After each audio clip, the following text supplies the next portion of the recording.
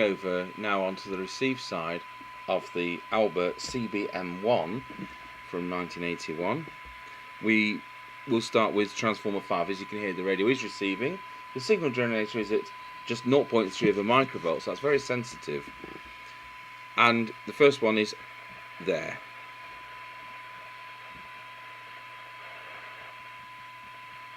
Oh, we've made some improvement now. So I'm going to back the attenuator off on the signal generator.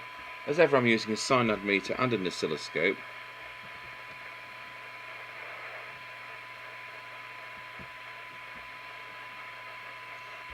And then we'll just go for the second one, which is T6.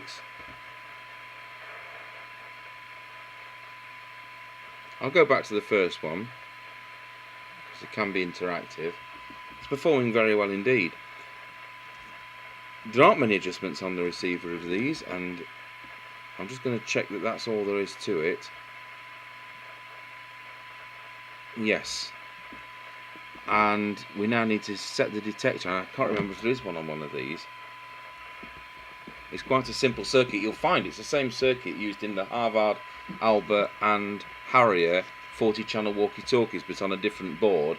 And whereas they're 2 watts output, this is 4 watts output. So it's quite a simple circuit.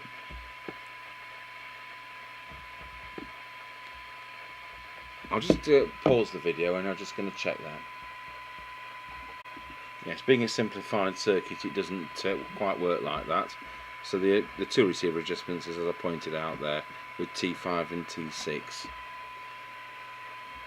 So now we'll just put a 100 microvolt signal on, and we'll make sure that the S meter is reading 100 microvolts equaling 9 S9 on the meter.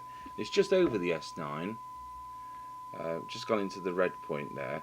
So we can just adjust that there with VR7. VR7 being that one just there.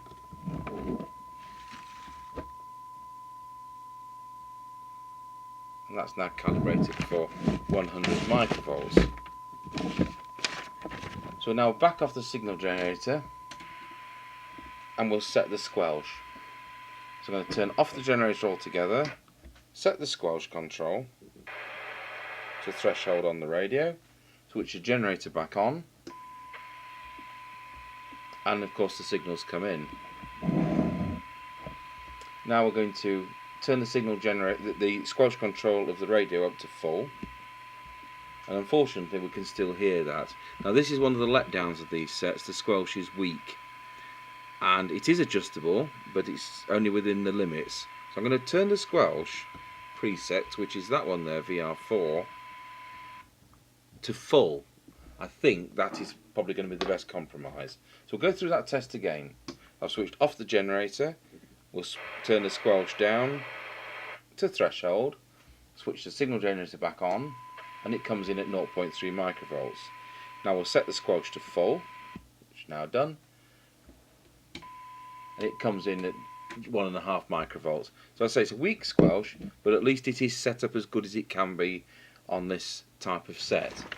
Now users would find that if they were in a city and there's a lot of users, they'd find the squelch very annoying on this because it wouldn't be strong enough in that environment. We're in a country location and the squelch works fine with there being lesser users on and lesser background noise.